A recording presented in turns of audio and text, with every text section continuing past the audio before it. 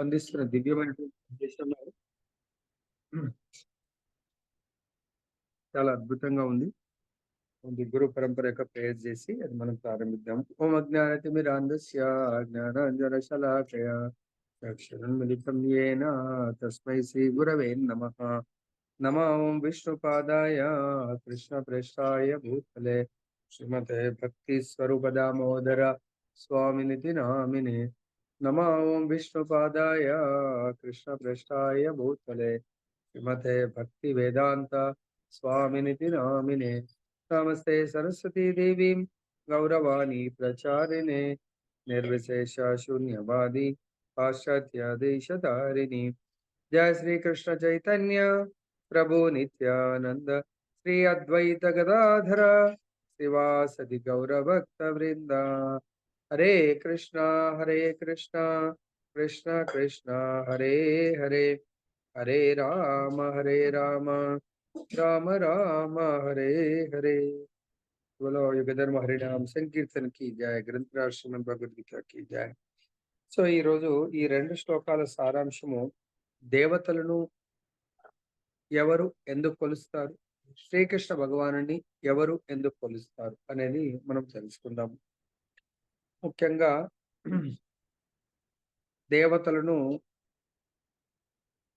దేవతలంటే ఎవరు, వాళ్ళ పొజిషన్ ఏంటి, భగవంతుడు అంటే ఎవరు, భగవంతుడి పొజిషన్ ఏంటి, తర్వాత వీళ్ళిద్దరిని కొలుస్తారు కాబట్టి మన యొక్క పొజిషన్ ఏంటి. భగవంతుడు అంటే ఏతే చాంశ కళ వంశ కృష్ణస్తు భగవాన్ స్వయం, కృష్ణుడు స్వయం భగవంతుడు. సో భగవంతుడు అన్నప్పుడు మనకు 6 ఐశ్వర్యాలు సంపూర్ణముగా కలిగిన వాడిని భగవంతుడు అంటారు. తర్వాత భగవంతుడి యొక్క షడైశ్వర్య సంపన్నుడు భగవంతుడు. సో మరి దేవతలకు ఇటువంటి ఐశ్వర్యాలు ఉన్నాయా లేదా చూడండి. భగవంతుడి యొక్క స్వాంశ కళ వంశ ఇవన్నీ కూడా సో భగవంతుడి యొక్క షడ్ విభూతులు కలిగి ఉండొచ్చు, దాంట్లో కొంత తక్కువ ఎక్కువ ఉండొచ్చు. కానీ భగవంతుడి యొక్క భగవంతుడు శక్తిమంతుడు, మిగతా వాళ్ళందరూ కూడా శక్తితో వస్తారండి. ఓకే, ఆ శక్తివంతుడికి అనంతమైనటువంటి శక్తులు ఉంటాయి. దాంట్లో ముఖ్యమైనవి 3 శక్తులు. 1 ఆంతరింగిక శక్తి, 2 బహిరంగ శక్తి. ఆంతరింగిక శక్తి అంటే రాధారాణి, బహిరంగ శక్తి అంటే దుర్గా, కాళీ, చండిక వీళ్ళంతా. తటస్థ శక్తి అంటే మార్జినల్ పొటెన్సీ అంటే మనము జీవులు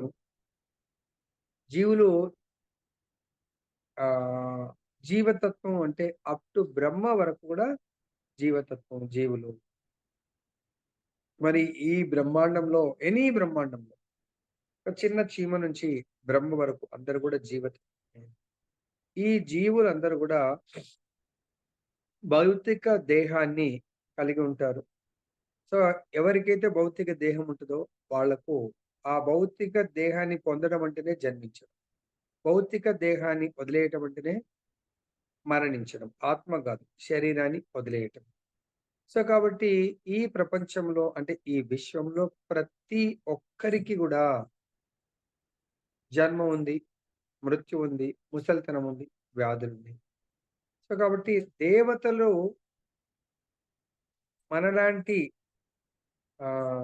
దాన్ని ఏమంటారు, తటస్థ శక్తి వాళ్ళు. కాకపోతే డైరెక్ట్ వాళ్ళు భగవంతుడి యొక్క సేవలో అంటే భగవంతుడి ఆదేశానుసారము మనందరికీ మన యొక్క కర్మలను అనుభవించడానికి ఫెసిలిటీస్ని, ఉపాధులను కల్పించే వాళ్ళు దేవతలు. వాళ్ళు మోస్ట్లీ ఈ త్రిగుణాలతో కూడుకునే ఉంటారు. వాళ్ళు కూడా త్రిగుణాలలో సత్వగుణంలో ఉంటారు.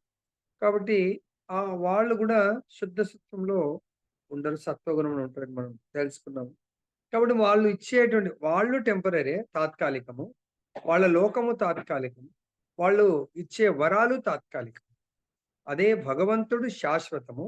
భగవంతుడి యొక్క లోకం వైకుంఠార్ గోలోక వృందావనం శాశ్వతము. భగవంతుడు ఇచ్చేటువంటి వరాలు శాశ్వతం. ఎటువంటిది? మనందరికీ భగవంతుడు ముక్తిని ప్రసాదిస్తాడు. ఎటువంటి ముక్తి? సాయుధ్య కాకుండా అది కోరితే అది కూడా ఇస్తాడు.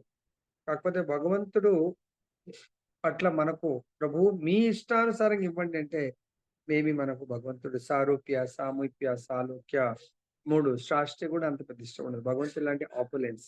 కాబట్టి ఇక్కడ దేవతలను ఎవరు పూజ చేస్తారు? అల్పం అంటే తాత్కాలికమైనటువంటి ఈ భౌతిక భోగాలకు సంబంధించినటువంటి కోరికలను తీర్చుకోవాలనుకునే వాళ్ళు దేవతలను పూజ చేస్తారు. సో, దేవతలు ఇచ్చే వరాలు శాశ్వతం గాదు. సో, దానికి చాలా ఎగ్జాంపుల్స్ ఉన్నాయి. ఆహ్, హిరణ్యకశిపు చాలా కఠోర తపస్సు చేసి హ్మ్. బ్రహ్మదేవుడి కొరకు. దేవతల్లో ఉత్తమమైనటువంటి దేవత బ్రహ్మదేవుడు. బ్రహ్మదేవుడు ఎటువంటి తపస్సిచ్చాడు? ఎంత కష్టపడ్డా మళ్ళీ మృత్యువుని పొందేటువంటి ఆహ్, వరదానాన్ని ఇచ్చాడు కానీ మృత్యువుని జయించేటువంటి వరదానాన్ని ఇవ్వలేదు. అదే ప్రహ్లాదుడు గూడా భగవంతుడి గురించి తపస్సు చేశాడు. అంటే హరినామ సంకీర్తన. ప్రహ్లాదుడు ఎటువంటి వరాన్ని పొందాడు? అమరత్వాన్ని. అంటే ఇహలోకంలో, ఈ లోకంలో అత్యంత ఆనందాన్ని పొందాడు. తర్వాత ఫైనల్‌గా భగవంతుడి ధామాన్ని పొందాడు. మహాత్ముల లిస్ట్‌లో, మహాజనకుల లిస్ట్‌లో ఆయన యాడ్ అవ్వడం జరిగింది. అదే విధంగా ధ్రువ మహారాజ్ 5 సంవత్సరాల బాలుడు. భగవంతుడి కొరకు తపస్సు చేశాడు. సో, భగవంతుడు ప్రత్యక్షమై, ప్రసన్నమై ధ్రువుడికి ఎటువంటి వరాన్నిచ్చాడు? భగవంతుడికి ఆ! ప్రియమైనటువంటి భక్తులకు ఈ లోకంలో గూడా కావాల్సినవన్నీ ఏర్పాటు చేస్తాడు. ధ్రువుడికి ఈ లోకంలో ఏదైతే కోరుకున్నాడో తన నాన్న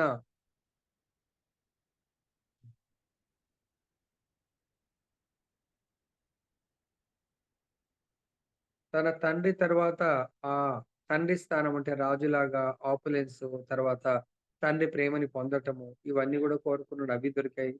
తర్వాత ఉత్తమ లోకం ధ్రువలోకం దొరికింది. దాని తర్వాత శాశ్వత లోకమైనటువంటి భగవంతుడి ధామం గూడా దొరికింది. ఇది భగవంతుడిని సేవిస్తే అదే వేరే ఇతరత్ర దేవతలను సేవిస్తే అది కొంతకాలం వరకే అది ఉండగలుగుతుంది. మిగతాది మనం చూద్దాం. అట్టి శ్రద్ధతో కూడిన వాడై మానవుడు ఏదేని ఒక దేవతారాధనను చేపట్టి తద్వారా తన కోరికలను ఈడేర్చుకొనును. కానీ వాస్తవమునకు ఆ వరములన్నీయు నా చేతనే ఒసగబడుచున్నవి. ఇది భగవంతుడు డిక్లేర్ చేస్తున్నాడు. ఓకే. No problem. ఒక సైడు దేవతలుంటారు. ఇంకో సైడు భగవంతుడున్నాడు. మీకు ఈ డే టు డే లైఫ్‌లో ఎన్నో కోరికలుంటాయి.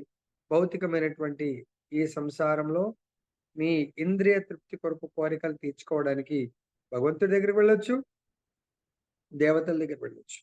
సో, ఈ దేవతల దగ్గరికి వెళ్ళాలనుకున్న ఆ శ్రద్ధను, ఆ మార్గాన్ని చూయించేది మళ్ళీ భగవంతుడే. దేవతారాధనను హ్మ్. చేపట్టాలి అంటే గూడా, ఆ దేవతల ద్వారా కోరికను తీర్చుకోవాలంటే, దేవతలు గూడా మళ్ళీ ఏం జేస్తారంటే, మన అఫీషియల్ లాంగ్వేజ్‌లో చెప్పాలంటే ఆహ్, అది ప్రాసెస్ శాంక్షనింగ్ అథారిటీ. సపోజ్ ఎవరన్నా ఆహ్, సీఎం గారున్నారు. తర్వాత మిగతా ఆఫీసర్స్ ఏదన్నా లైక్ కరువు కాటకాలొచ్చాయనుకోండి, సీఎం గారు అనౌన్స్ జేస్తారు. త్రూ ప్రాపర్ ఛానెల్ అప్లై జేసుకుంటారు. కానీ అదే సీఎం గారు ఎవరిదన్నా పంట పొలాన్ని లేకుంటే అక్కడ విజిట్ చేశారు. మొత్తం ఇదైపోయిందంటే ఇమ్మీడియేట్‌గా ఆ డిపార్ట్‌మెంట్ వాళ్ళు గాదు ప్రతి ఒక్కరు గూడా చీఫ్ మినిస్టర్ గారి దగ్గరుంటారు. ఆ రైతుకేదన్నా కల్పించాలంటే ఇమ్మీడియేట్‌గా ఇగో ఈయనకు హెల్ప్ చేయండి. ఇమ్మీడియేట్‌గా కావాలంటే అందరూ గూడా ఆహ్, ఆ వర్క్ చేయడానికి ఎందుకంటే చేసి రిపోర్ట్ చేయాలి. సో, ఇక్కడ దేవతలు గూడా ఏదన్నా కోరికలను తీర్చాలంటే మళ్ళీ భగవంతుడి ద్వారా అప్రూవల్ తీసుకొని ఆ కోరికలను తీరుస్తారు గానీ, వాళ్ళు డైరెక్ట్‌గా తీర్చలేరు. వాళ్ళు గూడా సబార్డినేట్స్ టు భగవంతుడు. భాష్యం. దేవాది దేవుని అనుమతి లేకుండా దేవతలు తమ భక్తులకు ఎట్టి వరములను ప్రసాదింపజాలరు. సర్వము శ్రీకృష్ణ భగవానునికి చెందినదని విషయమును జీవులు మరచినను దేవతలు మాత్రము మరువరు. కనుకనే దేవతలను పూజించుట మరియు వారి ద్వారా వాంఛ సిద్ధి అనునవి పూర్వ నిర్దేశమును అనుసరించి దేవాది దేవుని చేతనే జరుగును కానీ దేవతల చేత జరగదు. అల్పజ్ఞుడైన జీవుడు ఈ విషయము ఎరగడు. కనుక మూర్ఖంగా అతడు స్వల్ప లాభముల కొరకై దేవతలను ఆశ్రయించును. కానీ శుద్ధ భక్తుడు మాత్రం ఏదేని అవసరము కలిగినప్పుడు ఆ దేవాది దేవునే ప్రార్థించును. అయినను ఆ విధంగా భౌతిక లాభమును అర్థించుట శుద్ధ భక్తుని లక్షణము కాదు. సాధారణంగా జీవుడు తన వాంఛను పూరించుకొనుట యందు అత్యాసక్తిని కలిగినటువంటి చేత దేవతలను ఆశ్రయించును. జీవుడు తనకు తగనటువంటి దేనిని వాంఛించినప్పుడే ఆ విధంగా జరుగుచుండును.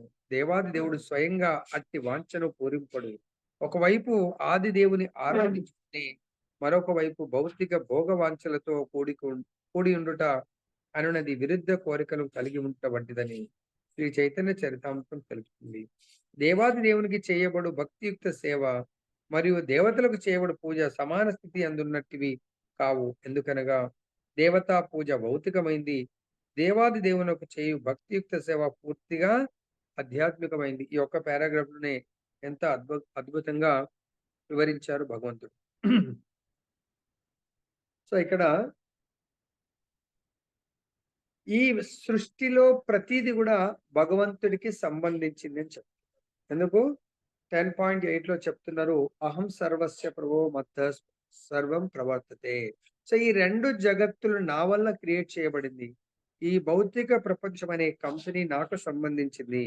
కాబట్టి దీంట్లో ప్రతి అణువణువు కూడా భగవంతుడికి సంబంధించింది. మరి ఆ విషయాన్ని మనము మర్చిపోవచ్చు, కానీ దేవతలు మర్చిపోరు. ఎందుకు? దేవతలను అపాయింట్ చేసింది కృష్ణ భగవానుడు. కాబట్టి వాళ్ళ యొక్క విద్యుక్త ధర్మాన్ని భగవంతుడి ప్రతినిధులుగా నిర్వహిస్తారు. కానీ అల్ప బుద్ధులు, అంటే దేవతలే సర్వస్వంగా భావిస్తూ ఉంటారు కొంతమంది. వాళ్ళని అప్రోచ్ అయ్యి వాళ్ళ ద్వారా వాళ్ళ యొక్క భౌతిక కోరికలను నెరవేర్చుకుంటా ఉంటారు. కానీ సో ఇక్కడ భగవంతుడు చెప్తున్నాడు, మూర్ఖుడు అంటే మూర్ఖంగా అతడు స్వల్ప లాభముల కొరకు దేవతలను ఆశ్రయిస్తూ ఉంటాడు. సో అంత కఠోర పరిశ్రమ చేసి అజయాన్ని పొందకుండా కేవలం భౌతిక భోగాలను పొంది మళ్ళీ మృత్యువాత పడతాడు హిరణ్యకశిపుడు. అదే శుద్ధ భక్తుడు మాత్రం, ఆయనకు మనందరికీ అవసరాలు ఉంటాయి. శుద్ధ భక్తుడికి అవసరం ఉంటుంది. ఆయన కేవలము భగవంతుని మాత్రం శరణాగతి పొందుతాడు, భగవంతుని వేడుకుంటాడు. అదే ఆ భక్తులు దేవతలను వేడుకుంటూ ఉంటారు. స్వల్ప లాభము, తాత్కాలిక లాభము, భౌతిక భోగ వాంఛలను తృప్తి పరచుకోవడానికి. సో కాబట్టి ఇక్కడ ఈ రెండు, దేవతలకు చేసే పూజ, భగవంతుడికి చేసే భక్తియుక్త సేవ రెండు సమాన స్థితిలో ఉన్నవి కావు అని చెప్తున్నారు. ఎందుకంటే దేవతా పూజ భౌతికమైంది, కృష్ణ భగవానుడి పూజ ఆధ్యాత్మికమైంది. భౌతికమైంది ఏదైనా దేహ సంబంధితము, ఇక్కడే నశ్వరమైంది. ఆధ్యాత్మికమైంది అనశ్వరమైనటువంటిది. అది శాశ్వతంగా ఎన్ని జన్మలు ఎత్తినా కూడా భగవంతుడి కొరకు చేసినటువంటి సేవ అలానే మన అకౌంట్ లో క్రెడిట్ అయి ఉంటుంది. నెక్స్ట్, భగవద్ధామం తిరిగి చేరవలనని వాంఛించు జీవునికి భౌతిక వాంఛలు అవరోధముల వంటివి కనుక సాధారణంగా అల్పజ్ఞులకు జీవులు వాంఛించు భౌతిక లాభములు శుద్ధ భక్తులకు సగవు. కావున అట్టి అల్పజ్ఞులు దేవాది దేవుని భక్తియుక్త సేవ ఎందు నెలకొనుటకు బదులు భౌతిక జగత్తునకు సంబంధించిన దేవతల పూజకే ప్రాధాన్యం ఇస్తారు. సో దీంట్లో అర్థం చేసుకోండి, ఇది ఎవరో చెప్పలేదు, స్వయం భగవంతుడు. మనము దేవతారాధనకు ప్రిఫరెన్స్ ఇస్తున్నాం అనుకోండి, మన బుద్ధి ప్రాపర్ గా పని చేయట్లేదు. మనం ప్రాపర్ గా ఉన్నాం ఆత్మ, కానీ అల్పజ్ఞులకు జీవులు మాత్రమే భగవత్ ఆరాధన కంటే దేవత ఆరాధనకు, అల్పజ్ఞులు దేవతలకు ప్రిఫరెన్స్ ఇచ్చి దేవతారాధన చేస్తూ ఉంటాం. మనం కూడా కృష్ణాష్టమి ఉందని చాలా మందికి చెప్తున్నాం, కానీ లేదు ఆ రోజు మేము పలానా దేవత పూజ చేస్తున్నాం, పలానా వెళ్ళాలా అంటూ ఉంటాం. కానీ మనం మరి చాలా అత్యంత బుద్ధి కుశలుల లిస్టులోకి వెళ్ళాలా, అత్యల్పుల లిస్టులోకి వెళ్ళాలా అనేది, అల్పజ్ఞుల లిస్టులోకి వెళ్ళాలని చూడండి. అర్థమైందా? మనం ఎంత చెప్పినా మనకు మళ్ళీ ఆ దేవతారాధన సైడే మన మనసు వెళ్తుంది, మన ఇంద్రియాలు వెళ్తున్నాయి. కానీ భగవంతుడి ఆరాధన వైపు వెళ్ళట్లేదు చాలా మంది. సో దేవతారాధన చాలా ఖర్చు పెట్టి ఆడంబరంగా చేస్తారు. అదే భగవంతుడి వెరీ సింపుల్ గా చేస్తూ ఉంటారు. అది వాళ్ళ యొక్క కాన్షియస్. నెక్స్ట్ శ్లోకం, అల్ప బుద్ధులు దేవతలను పూజిస్తూ ఉంటారు. చూడండి, దేవతారాధన, భగవంతుడి శ్రీకృష్ణ భగవానుడి ఆరాధన. సో దేవతలు ఎవరు పూజ చేస్తారు? అల్ప బుద్ధులు, అంటే చాలా తక్కువ తెలివి గల వాళ్ళు. నెక్స్ట్, వారు ఒసగే ఎందుకు ఎందుకు తక్కువ తెలివి ఉన్నదంటున్నారు? వారు ఒసగే ఫలములు అల్పములు మరియు తాత్కాలికములై ఉన్నవి. దేవతలు ఏదైతే మనకు బెనిఫిట్ చేస్తారో అవి చాలా తాత్కాలికము, అవి చాలా తక్కువ ఫలాన్నిచ్చేటివి.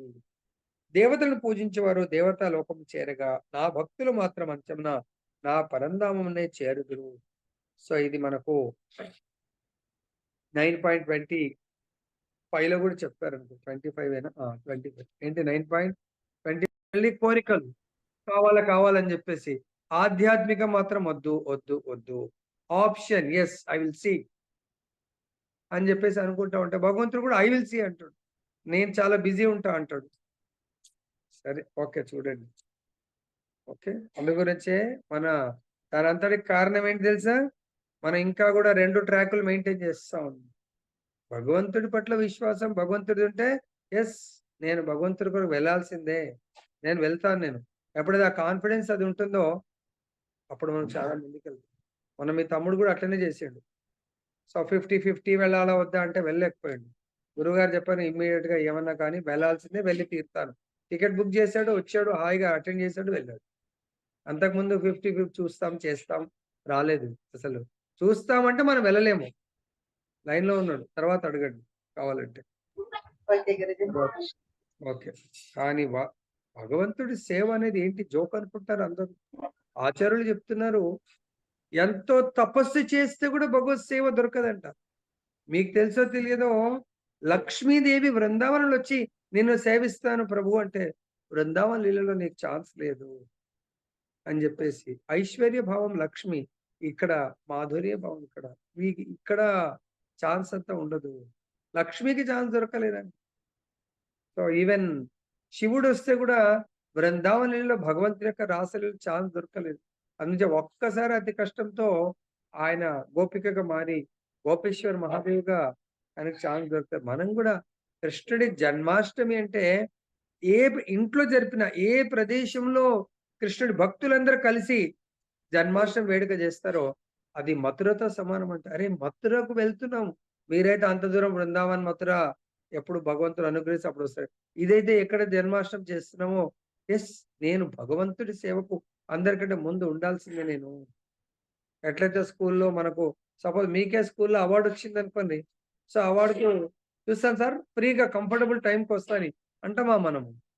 స్టేట్ లెవెల్ లేదు అవార్డ్ లేదు వచ్చింది. Guruji. State level award select అయ్యారు మీరు. 15థ్ ఆగస్ట్ రోజు గవర్నర్ చేతిలో మరి సీఎం చేతుల మీదకెళ్ళావు.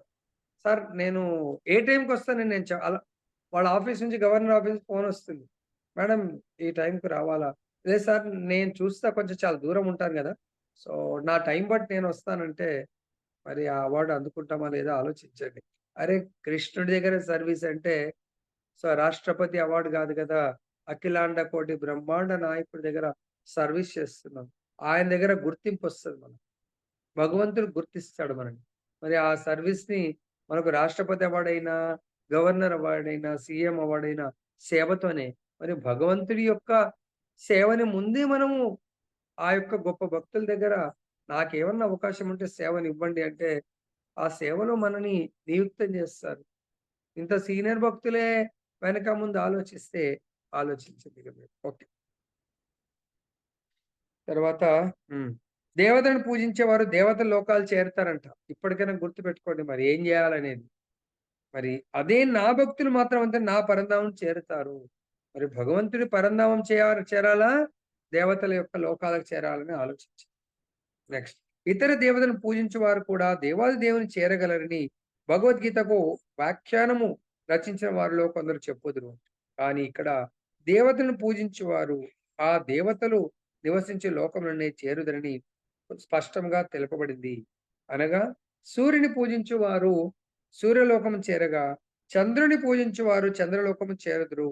అట్లే ఇంద్రుని వంటి దేవతలను పూజింప గోరినచో వారు ఆ ప్రత్యేక దేవతా లోకమునకు సంబంధించిన లోకమును మానవుడు పొందగలడు. అంతేకాని ఏ దేవతను పూజించినను చివరకు అందరును దేవాది దేవుని చేరుదురన్నది చేరుదురనున్నది సత్యము కాదు. అట్టి భావన ఇక్కడ ఖండింపబడింది. అనగా దేవతలను పూజించువారు భౌతిక జగత్తునందలి ఆయా దేవతల లోకములను చేరుదరనియు, దేవాది దేవుని భక్తులు మాత్రం దేవాది దేవుని పరంధామమునే నేరుగా చేరుదురని స్పష్టంగా చెప్పబడింది. ఇది ఇప్పటికి 2, 3 సార్లు వింటున్నోళ్ళు కూడా still they want to maintain both. ఈ ఇష్టం భగవంతుడు ఆ శ్రద్ధని. సో, ఒక్కొక్కసారి మేబీ అంత్యకాలం రెండిటిని మెయింటైన్ చేస్తున్నాం. ఓకే. అంత్యకాలంలో టక్కన ఆ భగవంతుడి యొక్క భక్తులే వాళ్ళు గూడా. దేవతలు గుర్తొచ్చారనుకోండి. ఇంద్రలోకము. ఇంద్రలోకంలో చాలా బ్రహ్మాండంగా ఫెసిలిటీస్ ఉంటాయి. అది ఇది అని గుర్తొస్తే then you will go to promote Indraloka. So, ఎవరు ఏ భావంతో వాళ్ళు చనిపోతే యం యం వాపి స్మరన్ భావం తే తెంతే కలేవరం. సో, మన శరీరం వదిలేసేటప్పుడు ఎటువంటి భావంతో మనం శరీరం వదిలేస్తే ఆ భావంతో అటువంటి భావాన్ని పొందుతాము. కాబట్టి ఇంతకాలం తెలియనప్పుడు ఓకే. అయినా ఈవెన్ మనకి ఇంత క్లియర్ వాళ్ళని పూజించినా మనం ఏ కోరికలు మన కోరికలు నెరవేర్చాలన్నా మళ్ళీ భగవంతుడి ఆజ్ఞ లేనిది వాళ్ళు నెరవేర్చలేరు. నెక్స్ట్ దేవతలు దేవాది దేవుని విశ్వరూపమునందలి వివిధ భాగములే అయినచో ఆ భగవానుని అర్చించడం వలన కలిగడి ఫలితము దేవతలను పూజించుట చేతను కలగవలనని కొందరు ప్రశ్నించవచ్చు. ఏమైనను దేవతారాధకులు అల్పబుద్ధి లగుటచే శరీరమందలి ఏ భాగమునకు ఆహారమును సమకూర్చవలనో ఎరగరు. వారిలో మరింతగా మూర్ఖులైన కొందరు దేహమునకు అనేక భాగములు గలవనీయు, వానికి ఆహారము సమకూర్చు విధానములు కూడా అనేకములు కలవని మూర్ఖంగా వాదించుదురు. కానీ వాస్తవమునకు వారి వాదము యుక్తమైనది కాదు. ఎందుకనగా ఎవరైనను దేహమునకు కర్ణముల ద్వారా గాని, నేత్రముల ద్వారా గాని ఆహారమును అందించగలరా? దేవతలు శ్రీకృష్ణుని విశ్వరూపమునందలి వివిధ భాగములని వారెరగజాలరు. అంతేకాకుండా అజ్ఞానం చేత వారు ప్రతి దేవతయు ప్రత్యేక భగవానుడనియు లేదా దేవాది దేవునితో సమానమనియు మూర్ఖంగా విశ్వసిస్తా ఉంటారు. మనకు రెండవ నామాపరాధం. ఏంటి రెండవ నామాపరాధము? శైలతమాత చెప్తున్నప్పుడు ఇంకా నిన్న మొన్న పుట్టుకొచ్చినటువంటి తప్పుగా మీరు నెగెటివ్ తీసుకోకండి. ఎంతో మంది కోకలు బాబాలున్నారు. ప్రతి ఏరియాకు ఒక్కొక్క స్టేట్‌లో ఒక్కొక్క బాబా ఉన్నారు. ఇక వాళ్ళ పరిస్థితి ఏంటి? దేవతలనే అల్ప బుద్ధులు పూజిస్తారు. ఒకవేళ వాళ్ళు ఆ దేవతలిచ్చే వరాలు గూడా భగవంతుడి యొక్క కృప వల్లనే వాళ్ళు ఇవ్వగలుగుతారు. కానీ వాళ్ళ సొంతంగా ఏమీ ఎందుకంటే వాళ్ళిచ్చేది ఈ భౌతిక ప్రపంచం సంబంధించింది ఇవ్వాలా. ఈ భౌతిక ప్రపంచంలో ఏ ఫెసిలిటీ కల్పించన్నా వాళ్ళ చేతుల్లో ఏముండదు. వాళ్ళ సొంత కష్టార్జితం గాదు. ఇదంతా గూడా భగవంతుడిది కాబట్టి, భగవంతుడిని తీసి భగవంతుడికి అడిగి ఇవ్వటం జరుగుతుంది తప్ప, సపోజ్ ఎగ్జాంపుల్ మేము గవర్నమెంట్ డిపార్ట్‌మెంట్‌లో పని జేస్తున్నాం. మా సేవింగ్సే జీపీఎఫ్ ప్రభుత్వం కట్ చేస్తుంది. వాళ్ళ దగ్గర పెట్టుకుంటుంది సేవింగ్స్ లాగా. మళ్ళీ మేము అప్లై చేసుకుంటే మా ఆఫీస్ వాళ్ళకు, వాళ్ళేం చేస్తారంటే హెడ్ ఆఫీస్ వాళ్ళకి పంపించి అక్కడి నుంచి శాంక్షన్ తెప్పించుకుంటారు. మా ఆఫీస్ వాళ్ళు ఇవ్వరు. సో, అలాంటప్పుడు ఎందుకు వీళ్ళ దగ్గర ఉండదు. అది మెయింటైన్ చేసేది హెడ్ హెడ్ క్వార్టర్‌లో ఉంటుంది. అదే విధంగా మనకిక్కడ ఉన్న ఈ ప్రపంచం మొత్తం గూడా భగవంతుడికి సంబంధించింది. దేవతలు ప్రతినిధుల్లాగున్నారు. వాళ్ళేదైనా కావాలంటే భగవంతుడి దగ్గర మనం పెట్టుకున్న అప్లికేషన్‌ని శాంక్షన్ కొరకు పంపిస్తారు. శాంక్షన్ అవుతే వాళ్ళు ఆ శాంక్షన్ రిలీజ్ జేయడం జరుగుతుంది. ఫండ్ రిలీజ్ చేయడం జరుగుతుంది. దేవతలే కాకుండా సాధారణ జీవులు కూడా దేవాది దేవుని అంశలై ఉన్నారు. బ్రాహ్మణులు ఆ దేవాది దేవుని శిరోభాగమనియు, క్షత్రియులు అతని భుజములనియు, వైశ్యులు అతని ఉరువులనియు, శూద్రులు అతని పాదములనియు మరియు వారందరును వివిధములైన ప్రయోజనములను నెరవేర్చు నెరవేర్చుదరనియు శ్రీమద్ భాగవతమున తెలుపబడింది. తన పరిస్థితితో నిమిత్తం లేకుండా ఎవరైనను తనను మరియు దేవతలను దేవాది దేవుని అంశాలుగా ఎరగగలిగినచో వారి జ్ఞానము పరిపూర్ణ జ్ఞానము కాగలదు. కానీ ఈ విషయమును అతడు అవగాహన చేసుకొనినచో వారు భగవద్ధామమును పొందక వివిధ దేవతా లోకములను పొందవలసి వచ్చును. భక్తులు అట్టి గమ్యస్థానం ఎన్నడును చేరరు. సో, ఇక్కడ భక్తులకు దేవత వాళ్ళు కూడా భక్తులే. దేవతలను ఆరాధించేవాళ్ళు. దేవతలను ఆరాధించే వాళ్ళు ఎవరు దేవతలను ఆరాధిస్తారు ఫస్ట్ తెలుసుకోండి. ఈ భౌతిక భోగాలను కోరుకునే వాళ్ళు దేవతలను ఆరాధిస్తారు. ఎవరు భగవంతుడిని కొలుస్తారు, ఆరాధిస్తారు? భౌతిక భోగాలను త్యాగం చేయాలనుకొని ఆధ్యాత్మిక ఆనందాన్ని, ఆధ్యాత్మిక లోకాలను చేరుకోవాలనుకునే వాళ్ళు, లేకుంటే భగవంతుని పొందాలనుకునే వాళ్ళు, వాళ్ళు దేవతలను ఆరాధించరు. శ్రీకృష్ణ భగవానుడిని ఆరాధిస్తారు. నెక్స్ట్ ఈ భౌతిక జగత్తుని లోకములు, దేవతలు వారిని పూజించువారు సర్వము నశ్వరములగుటచే దేవతల వరములచే కలుగు ఫలితములు కూడా నశ్వరములైనవి. కాబట్టి దయచేసి చాలా డీటెయిల్‌గా ఉంది. దేవతలను ఎందుకు ఆరాధించాలి? ఎందుకు ఆరాధించకూడదు? తప్పుగా భావించకండి. సపోజ్ మనందరం గూడా మన పిల్లలకు క్యాంపస్ సెలక్షన్‌లో జాబొచ్చింది. సెప్ సేమ్ టైమ్ ఫోర్త్ ఇయర్‌లో వాళ్ళు చాలా గవర్నమెంట్ జాబ్ చాలా టాప్ లెవెల్ మెమో రాలేదు. బట్ అప్లై చేసుకున్నారు. వాళ్ళు గ్రూప్ 1 ఆఫీసర్ పోస్టొచ్చింది. దేనికి ప్రిఫరెన్స్ ఇచ్చి వెళ్తారండి? తాత్కాలికమైనవి, దేహానికి సంబంధించినవి. ఎందుకంటే వాళ్ళు గూడా నశించిపోతారు. బ్రహ్మ యొక్క ఒక రాత్రి సమయంలో అప్ టు 10 లోకాలు స్వర్గలోకం వరకు మునిగిపోతాయండి. ఇంక వాళ్ళిచ్చిన వరాలు ఎక్కడుంటాయండి? కాబట్టి అదే భగవంతుడిచ్చిన వరాలు శాశ్వతంగా ఉంటాయి. ఎప్పుడు నశ్వరం కానటువంటివి అని చెప్తున్నారిక్కడ. ఈ లోకములు దేవతలు వారిని పూజించేవారు సర్వము నశ్వరములగుటచే దేవతల వల్ల పొందే ఫలితాలు గూడా నశ్వరములై ఉన్నవి. దీన్ని క్రిటిసైజ్‌గా భావించకండి. సో, అది టెంపరరీవి అవి. కనుకనే దేవతలను పూజించుటచే కలుగు ఫలములు నశ్వరములు నీవు కేవలము అల్పజ్ఞులైన జీవుల చేతనే అట్టి దేవత అర్చనము చేయబడున నీవు ఈ శ్లోకమున స్పష్టంగా తెలుపబడింది. ఇది ఇంపార్టెంట్ శ్లోకం కింద పెట్టుకోండి. ఎప్పుడన్నా డిస్కషన్ వచ్చినప్పుడు తెలుస్తుంది. చాలా అద్భుతంగా చెప్పొచ్చు ఎవరికన్నా. కాబట్టి దేవత అర్చన వాళ్ళు కూడా భగవంతుడి నుంచే మనకివ్వడం జరుగుతుంది. కానీ ఎవరన్నా అది కూడా తప్పు లేదు. మనందరం కూడా అక్కడి నుంచే ఈ స్థితికొచ్చాము. భగవద్గీత చదువుతున్నప్పుడైనా మనము ఇంకా పర్మనెంట్ జాబ్ కొట్టడానికి ప్రయత్నం చేయండి. చాలా కష్టాల్లో ఉన్నాము. ఏదో టెంపరరీగా ఒక జాబ్ పొందాం. మన పిల్లలు కూడా అమెరికా అటు ఇటు వెళ్ళినప్పుడు చదువుకుంటూ టెంపరరీ జాబ్స్ ఏదో చేస్తారండి. పాకెట్ మనీ కొరకు. ఎంఎస్ అయిపోయింది. అన్నీ అయిపోయినాయి. అయినా గూడా ఆ గంటల కొద్ది జాబ్ ఎవరైనా జేస్తారా? లేకుంటే పర్మనెంట్ జాబ్ ట్రై జేస్తారా? చదువయిపోయిన తర్వాత ఆ జాబ్ చేస్తంటే ఎవడు పెట్టుకోడు. మన కంట్రీకి పంపిస్తారు. చదువయిపోయే లోపల వాళ్ళు జాబ్ సంపాదించాలా? లేదంటే ఏం జేస్తారు? పెట్రోల్ బంకులను, సూపర్ మార్కెట్‌లను జేసేటోళ్ళని పెట్టుకుంటారా? వెళ్లగొట్టేస్తారా? నాకు తెలిసి అమెరికాలో ఉన్నోళ్ళకి తెలవాలిగ మరి. ఉంచుకుంటారా అలానే? చదువుకుంటున్నప్పుడంటే పాకెట్ మనీ కొరకు 2 అవర్స్, 3 అవర్స్ ఓకే. చదువయిపోయింది. ఎక్కడ జాబ్ రాలేదు. మరి వాళ్ళు ఎంతో కష్టాలతో ఉండాల్సొస్తుంది. కాబట్టి ఇక్కడ మనకు చెప్తున్నారు చదువుకునేటప్పుడే జాబ్ సంపాదించాల. అదే విధంగా మనం గూడా ఈ జన్మలోనే ఉత్తమమైనటువంటి సేవ, భగవత్ సేవ, భగవద్ధామ్ సేవ, భగవంతుడి లోకంలో ఉండేటువంటిది సంపాదిస్తే టెన్షన్ ఉండదు. లేదంటే లాస్ట్‌కి ఓల్డ్ ఏజ్ వచ్చేసి అప్పుడు శరీరం వదిలేసేప్పటికి మనం ఎటువంటి భగవంతుడి యొక్క కృపకు పాత్రులం కానట్టయితే మన లైఫ్ వ్యర్థం చేసుకున్నట్టు. మన పిల్లలు గదా! 2 ఇయర్సో, 3 ఇయర్స్ చదువుకుంటున్నప్పుడు అప్పుడే ఏదో ఒకటి ప్లాన్ చేసుకొని సంపాదించాలా. లేదంటే it will be very difficult. Krishna చైతన్యంతో కూడిన శుద్ధ భక్తుడు దేవాది దేవుని భక్తియుక్త సేవయందు నెలకొని జ్ఞానపూర్ణమగు నిత్యానందమయమైన జీవన స్థితిని సాధించును. ఇప్పటివరకు దేవత ఆరాధకుల గురించి చెప్పాము. ఇప్పుడు కృష్ణ భగవానుడి ఆరాధకులు కృష్ణ చైతన్యంలో నిత్యము, నిరంతరము భగవంతుడి యొక్క భక్తియుక్త సేవ చేస్తూ నిత్యానందాన్ని పొందుతారండి.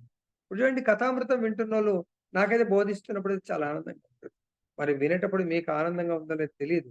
ఎందుకంటే రోజు రోజు వింటూ ఇప్పుడు నేను చెప్పుతూ చనిపోయినా గూడా యెస్ సంపూర్ణంగా భగవద్గీత మీద ఉంది. నా వెనక రాధా మాధవ్ ఉన్నారు. రాధా రమణ్ ఉన్నారు. సో నరసింహదేవ్ ఉన్నారు. సో ఆ విధంగా ఇటు మొత్తం భాగవతం ఉంది. సో ఇట్లా మిడిల్ ఆఫ్ ద ప్లేస్‌లో శరీరం వదిలేసినా గూడా గ్యారంటీ యెస్ కృష్ణ భగవానుడు నన్ను ఖచ్చితంగా భగవద్ లోకానికి తీసుకెళ్తాడు. ఇక్కడ ఎటువంటి యమకింకర్లు గాని ఎవ్వడు ఎంటర్ అయ్యే ప్రసక్తి లేదు. అంత కాన్ఫిడెన్స్, అంత విశ్వాసం ఉండాల. మీరు గూడా మీ ఇంట్లోనే కూర్చొని వింటున్నా, ఎక్కడ చూసినా భగవంతుడి యొక్క దివ్య లీలల యొక్క ఆ! అనుభూతి మనకు కలగాలి. అప్పుడు ఎవ్వరు గూడా ఎంటర్ అయ్యే ప్రసక్తి ఉండదు. నృసింహదేవ్ ఎంట్రన్స్‌లో నరసింహదేవ్ ఉన్న తర్వాత ఆయనను దాటుకుంటూ ఎలా వస్తారండి? యమకింకలు ఇంపాసిబుల్. నెక్స్ట్ కనుక అతడు సాధించు సిద్ధి సామాన్య దేవతార్చకుడు పొందు సిద్ధికి పూర్తిగా భిన్నమైండును. ఎందుకనగా ఆది దేవుడైన శ్రీకృష్ణుడు అనంతుడు, అట్లే అతని ఉపకారములు అనంతములు, అతని అనుగ్రహము అనంతము. కనుకనే అతడు తన శుద్ధ భక్తులైపై చూపు కృప కూడా అనంతమైంది. సో, కాబట్టి భగవంతుడు అనంతుడు కాబట్టి భగవంతుడిని ఆరాధించేవాళ్ళు భగవత్ సేవకులపై భగవంతుడు చూపే కరుణ, కృప, ఆయన వాళ్ళకిచ్చే వరాలు ఇవన్నీ గూడా అనంతమైనవి. అంటే అంతము లేనటువంటివి. కాబట్టి అనంతమైనవి. పాపం దేవతలు ఇచ్చేవన్నీ గూడా వాళ్ళు ఇచ్చేటువంటివి ఇవి అంతము కలిగినటువంటివి. బ్రహ్మదేవుడిచ్చాడు. ఎవరికి? హిరణ్యకశిపు అంతమైపోయాడు. తర్వాత శివుడిచ్చాడు రావణాసురుడికి అంతమైపోయాడు. తర్వాత ఆ విధంగా ఎంతోమంది రాక్షసులు దేవతల ద్వారా వరాలు పొందుతారు. వాళ్ళు గూడా అంతమైపోయి ఉంటారు. వాళ్ళు శాశ్వతంగా ఉండలేరు అని దీన్ని బట్టి మనం తెలుసుకోవచ్చు. జై బలో గ్రంథరాజ్ శ్రీమద్ భగవద్గీత की जय, श्री श्री राधा रमन लाल की जय, जगन्नाथ बलदेव सुभद्रा महारानी की जय, नित्याय भगवान की जय, जगत गुरु श्रील प्रभुपाद की जय, श्री श्रीपाद गुरु महाराज की जय।